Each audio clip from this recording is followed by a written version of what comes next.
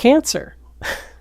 Welcome to Mary's Angel Tarot. This is a general reading for Cancer Sun, Moon, Rising, and Venus. Okay, Cancer, let's start it. There's a softness in your energy right now that tells me you already feel it. That quiet pull, that invisible thread tugging gently at the center of your chest. The one that makes you pause in the middle of ordinary moments and think about someone without meaning to. You didn't plan to think about them.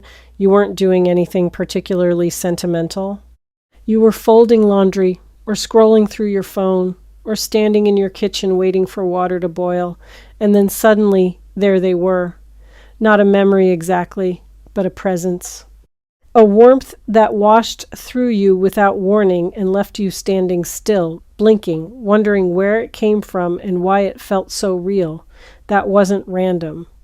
That wasn't your imagination manufacturing something out of loneliness.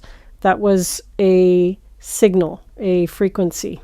Two souls tuned to the same invisible station.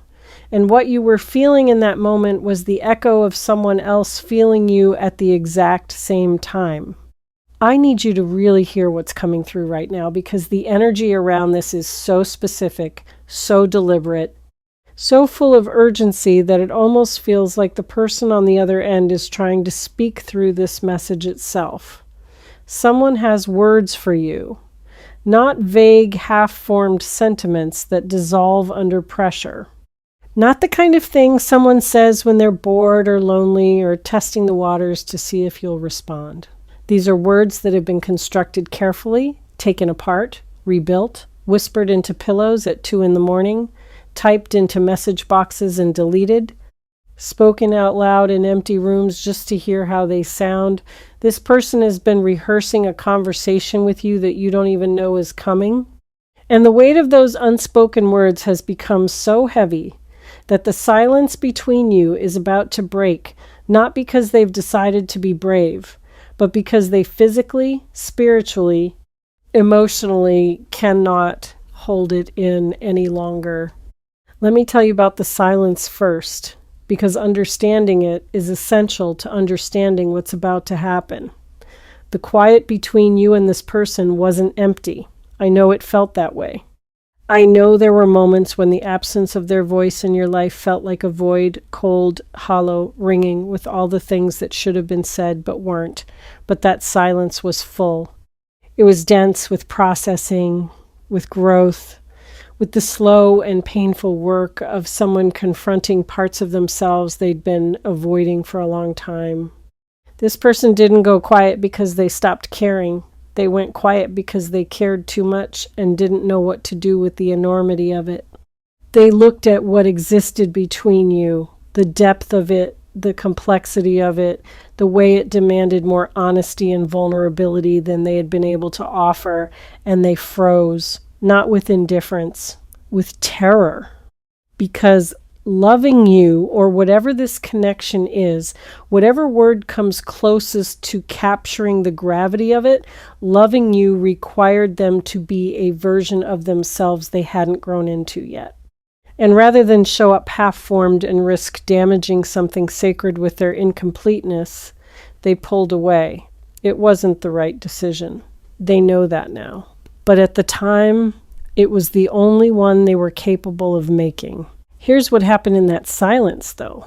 Here's what you didn't see because you were on the other side of it, sitting with your own pain, building your own walls, learning how to fill the space they left behind.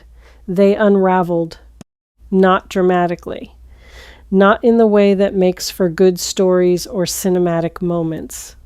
They unraveled slowly, privately, in the space between their public face and their private truth. They went through something, and I'm not going to pretend I know the exact details because the energy is showing me impressions rather than specifics, but there was a reckoning, a mirror they couldn't avoid. A moment or a series of moments that forced them to look at the choices they'd made, the people they'd hurt, the connections they'd walked away from, and ask themselves the question that terrifies every human being on the planet: what if I was wrong? That question broke something open in them. Not broke as in damaged, broke as in cracked the shell. The hard, protective exterior they'd been wearing, the one that allowed them to maintain distance, to rationalize their absence, to tell themselves a story in which leaving was the mature or logical or necessary thing to do, that shell developed a fracture, and through that fracture, the truth started leaking in. The truth that they haven't stopped thinking about you, the truth that no one else has occupied the space in their inner world that you occupy, the truth that every connection they've attempted since has felt like a translation of something that only existed in its original language with you. They've been comparing. They won't admit it openly, not yet, but they've been holding every subsequent interaction up against the invisible standard you set, and everything falls short. Not because you're perfect. You're not, and they know that. But because what existed between you wasn't about perfection, it was about recognition. The kind of soul-deep recognition that doesn't come along often enough to be taken for granted, and they took it for granted, and the loss of it has been sitting in their bones like a winter that won't end. Now, the words. Let me talk about the words, because this is where the energy gets almost unbearably specific. This person isn't going to reach out with small talk. They're not going to send a casual message designed to test whether the door is still open. They're past that. The time for subtlety has expired, and they know it. What they're going to say to you is going to be raw, unpolished. It's going to sound like someone who has been holding their breath for too long and finally exhales. And it's going to start with an acknowledgement, a real one. Not the kind of surface level apology that people offer when they want to move past something without actually sitting in it. This person is going to name what they did. They're going to name the silence. They're going to name the distance. They're going to name the specific ways they showed up as less than what you deserved. And they're going to do it without deflection, without excuse, without trying to redistribute the blame to make themselves feel less accountable. They're going to say something that sounds like, I know I didn't handle this the way I should have, but it's going to go deeper than that. It's going to include the part they've never told you, the part about being afraid of the intensity, afraid of what it would mean to fully commit to something that had the power to change them. Because that's what you represented to this person, whether you knew it or not. You weren't just a relationship or a friendship or a connection. You were an invitation to become someone different. Someone more open, someone more vulnerable, someone more real. And accepting that invitation meant leaving behind the version of themselves that felt safe, familiar, manageable. It meant stepping into unknown territory with no guarantee that they'd be enough once they got there. And that fear, that primal, bone-deep fear of inadequacy, dressed up as independence, as logic, as needing space, that fear made the decision for them. They let it drive, and it drove them away from you. They're going to admit that. Maybe not in those exact philosophical terms, but in their own words, in their own way, the confession is going to carry that weight. There's something else they want to say, and this part makes my chest tight because of how much emotion is packed into it. They want to tell you what you meant to them during a time when they couldn't express it. There was a period, you might remember it, or you might not, because you were too close to see it clearly, when your presence in their life was quite literally the thing that kept them from losing themselves entirely. You were an anchor, a reference point, a reminder that goodness existed, that warmth was real, that human connection could be safe and generous, rather than transactional and guarded. They never told you that. They never told you how many times your voice, your words, your energy pulled them back from an edge you didn't even know they were standing on. They absorbed your light during a dark time and never credited you for it, and that omission has haunted them. It sits on their conscience like a debt they're desperate to repay, not because you asked for repayment, but because they finally understand the weight of what they received and the silence with which they received it. I want to address what you've been feeling too, because this isn't a one-sided story and your experience matters enormously in what's about to unfold. You've been hurt, and not just the sharp, acute hurt of the initial separation, the lingering kind, the kind that lives in the quiet moments, the kind that shows up as a flinch when someone new gets too close, a hesitation before you allow yourself to be fully seen, a wall that you've built so gradually you almost forgot you were building it. You've learned to function with this wound. You've learned to smile around it, to work around it, to build a life that looks complete even though there's a room inside you that remains closed, locked, gathering dust. And you've been so determined to prove to yourself, to the world, maybe to them, that you're fine without them, that you've almost convinced yourself it's true. Almost, but not completely, because there are still moments late at night or early in the morning when the defenses drop and the truth seeps through. You miss them, not the idealized version, not the fantasy. Them. The real, flawed, complicated, infuriating, irreplaceable them. And there's a fear in you about what their return would mean, because you've worked hard to get to where you are. You've rebuilt. You've grown. You've found a version of stability that, while maybe not everything you dreamed of is yours, it's solid. It's earned. And the idea of someone walking back in and potentially disrupting that stability, it's not just scary, it's offensive. Part of you wants to say, you don't get to leave and then come back when it's convenient for you. You don't get to choose when this happens. And that part of you is valid. That protective instinct deserves to be honored. But I want you to hold space for the possibility that their return isn't about convenience, it's about readiness. And there's a difference, a significant, meaningful, important difference between someone who comes back because they're bored or lonely and someone who comes back because they've done the work, faced the fear, and realized that losing you was the most expensive lesson they've ever received. This person falls into the second category. I feel that strongly. This isn't a recycled connection coming back around out of habit. This is someone who went away, fell apart, put themselves back together in a new configuration, and discovered that the new version of themselves has only one direction it wants to move toward you. They didn't arrive at this easily. There were false starts. Moments where they picked up the phone and put it down. Moments where they wrote long messages and deleted them. Moments where they asked mutual friends about you in ways designed to sound casual but that trembled with unspoken urgency.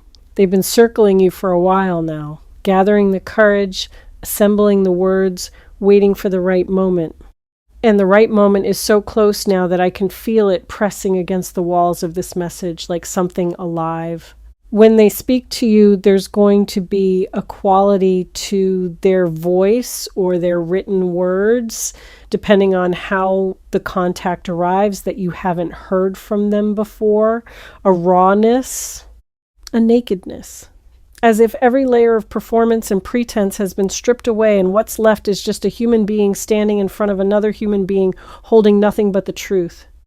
And the truth is going to sound something like this.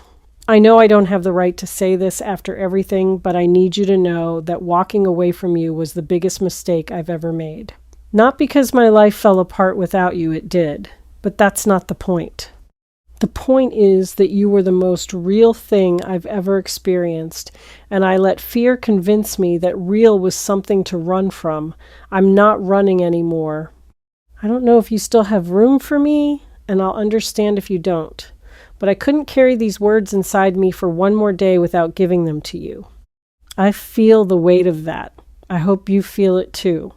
Because those words are already formed. They already exist in the energetic space between you and this person. They've been spoken 1,000 times in the private theater of someone's mind, and now they're gathering the momentum to cross over from thought into reality, from rehearsal into performance, from the interior world where they've been living into the exterior world where you'll finally hear them. Now, I want to be clear about something because I don't want this message to leave you in a passive waiting state. You are not powerless in this situation. Their words are coming, yes, but how you receive them, the state of your heart, the clarity of your mind, the steadiness of your spirit when that moment arrives, that's entirely in your hands. And I want to help you prepare, not by telling you what to say in return, because that will come naturally when the time is right, but by helping you understand what to feel, or more accurately, by giving you permission to feel whatever comes up without judging it. You might feel relief, and that relief might scare you because it reveals just how much of your composure was performance. You might feel anger, not the hot, explosive kind, but the cold, quiet kind that says, where were these words when I needed them? Why now? Why not then when the wound was fresh and the healing would have been simpler? You might feel tenderness so overwhelming that it threatens to undo all the walls you've built, and the vulnerability of that might make you want to retreat rather than receive. You might feel all of these things simultaneously, and that's not confusion, that's complexity. That's what it means to be a human being, encountering a moment that touches every layer of who you are. Let it all exist. Don't edit your emotional response to make it neater or more spiritually acceptable. The messiness is the authenticity. Here's something I also want to speak to because I think it's important. There's been a conversation happening in your own heart that mirrors the one this person has been having in theirs. You've had words of your own, things you've wanted to say, truths you've rehearsed in the shower, in the car, in the moments before sleep when the conscious mind loosens its grip and the heart speaks freely. You've imagined the conversation. You've played out scenarios. You've scripted your part, sometimes with dignity, sometimes with fury, sometimes with a vulnerability that embarrasses you even in the privacy of your own imagination. Those words matter too, and when the moment comes, some of them will surface, not the rehearsed, polished versions, but something truer, something that comes from the place beyond planning, beyond strategy, beyond self-protection. The words that come out of your mouth in that moment will surprise you. They'll be more honest than anything you prepared, and that honesty will be the thing that determines where this goes next. I feel something else stirring in this energy, and it's tied to the broader patterns of your life. This reconnection, this conversation that's approaching, isn't just about one person saying words to another person. It's a marker, a signpost. It's the universe showing you that cycles do complete, that stories don't always end where you think they end, that the threads you thought were severed were actually just stretched to their limit before being pulled back towards center. If you've been watching the messages here on Mary's Angel Tarot, you know that nothing arrives in isolation. Every emotional event is part of a larger tapestry, and this conversation is woven into something much bigger than two people reconnecting. It's part of your larger spiritual awakening, your expanding capacity to hold love and complexity simultaneously, your growing ability to stand in truth, even when truth is uncomfortable. The timing of this matters, and while I'm not going to reference specific moments on a calendar, I want to talk about the energetic timing because it's significant. This communication is coming during a period when you're already in the process of reevaluating what you want from your emotional life. You've been asking deeper questions lately, not surface level questions about what you want for dinner or where you want to go this weekend, but fundamental questions about what kinds of connections actually nourish you, what you're willing to tolerate versus what you need, what love is supposed to feel like when it's not contaminated by fear or obligation or settling. Those questions created an opening, an energetic invitation. And this person's words are arriving in direct response to that invitation.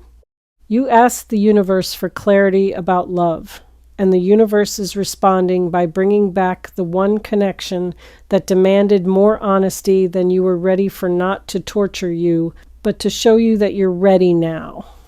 There's a tenderness in this person's energy that I want to describe because I think it will help you recognize them when the moment comes. Underneath whatever words they use, underneath whatever trembling or stumbling or imperfection accompanies their delivery, there's a tenderness that has your name written all over it. It's the tenderness of someone who has seen you at your worst and still chooses you, who knows the parts of you that you hide from the world, the insecurities, the contradictions, the sharp edges, the shadows, and doesn't just accept them but is drawn to them. Because those parts are proof that you're real, and realness is what this person has been starving for. They've been surrounded by surfaces, by people who show up with their filters and their curated selves and their strategic vulnerability, and none of it satisfies. Because once you've tasted something genuine, once you've sat across from someone who doesn't perform their emotions but simply has them openly, unashamedly, everything else tastes like cardboard. You ruined them in the best possible way. You ruined their ability to accept imitation after experiencing the original. And they're coming back to the source. But I don't want to romanticize this into something that bypasses the very real hurt that exists between you. This isn't a fairy tale. This is two real human beings with real wounds and real defense mechanisms and real reasons to be cautious. The words that are coming are an opening, not a resolution. They're the beginning of a conversation, not the end of one.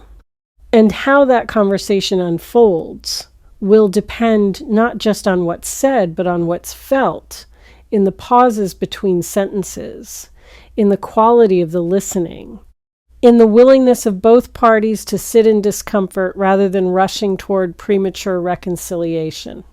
I'm not telling you to trust them immediately. I'm not telling you to open every door and take down every wall the moment they speak. I'm telling you to listen, really listen, not just to their words, but to the energy behind the words. Your intuition will tell you whether what you're hearing is genuine. Your body will tell you whether it's safe. And your spirit will tell you whether this is a chapter reopening or a different book entirely. Something unexpected is going to come up in this conversation. Something they mention, almost in passing, that stops you cold. A detail, a confession, a piece of information that recasts something you thought you understood about your shared history. I don't want to say too much about this because the specificity of it is going to be part of what makes it so powerful, but just know when that moment hits, when they say the thing that makes you go quiet, that makes the room feel different, that makes your heartbeat change rhythm, that's the moment of truth. That's the real message. Everything else is preamble. Everything before that is two people finding their footing. But that one unexpected detail, that one thing you didn't see coming, that's the piece that changes the puzzle. That's the piece you've been missing without knowing you were missing it. And its arrival is going to fill a gap in your understanding that you didn't even realize was there. I also sense that this person has grown in ways you won't immediately recognize. They might look the same on the surface. They might even sound the same at first. But there's a gravity to them now that wasn't there before, a stillness, a willingness to sit in silence without filling it, to hold eye contact without flinching, to say I don't know without treating it as weakness. Those changes are real. They weren't cosmetic adjustments made to impress you. They were the natural result of someone being broken open by loss and choosing to rebuild themselves with more integrity than they had before. You'll feel the difference. It might take a few minutes, or it might take a few conversations, but at some point you'll realize that the person speaking to you isn't the same person who left. And that realization is going to stir something in you that feels a lot like hope, the dangerous, beautiful, terrifying kind of hope that you've been protecting yourself from, because the last time you let yourself feel it, you got hurt. Let yourself feel it anyway. I know that's asking a lot. I know the risk feels enormous. I know your scars are real and your caution is earned and your walls were built with good reason. But hope isn't naivety. Hope, when it's built on a foundation of self-awareness and discernment and hard-won wisdom, is one of the bravest things a human being can choose. And you are brave. You've always been brave, even when your bravery looked like quiet endurance rather than dramatic action.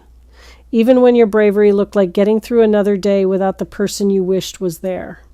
Even when your bravery looked like choosing to stay open in a world that gave you every reason to close. What I see beyond this conversation, beyond the words, beyond the reunion, beyond the initial emotional flood, is a connection that operates on a completely different level than before. Not because the feelings are different, but because both of you are different. You've been refined by the separation, sharpened, clarified. The things that used to trigger conflict have lost their charge because you've each done enough inner work to see your own patterns clearly. The things that used to go unsaid are going to be spoken now, not with accusation, but with the quiet confidence of two people who have learned that silence isn't protection, it's just silence. And in this new dynamic, there's room for something that didn't exist before, mutual vulnerability. Not one person being vulnerable while the other holds the power. Both of you simultaneously choosing to be seen. That's rare, that's sacred, that's worth protecting. So here's what I want to leave you with. In the coming days, your phone might light up, a message might appear, a call might come, or maybe it won't happen through a device at all. Maybe you'll run into them. Maybe someone will mention them. Maybe the universe will orchestrate an encounter that feels accidental but carries the fingerprints of something designed. However it happens, you'll know. Your body will know before your mind catches up. Your heart will recognize the moment before your thoughts have time to build defenses against it. And in that split second of recognition, before the fear kicks in, before the self-protection activates, before the analytical mind starts running calculations about risk and reward, in that split second, you'll feel something pure, something uncomplicated, something that reminds you why this connection mattered in the first place.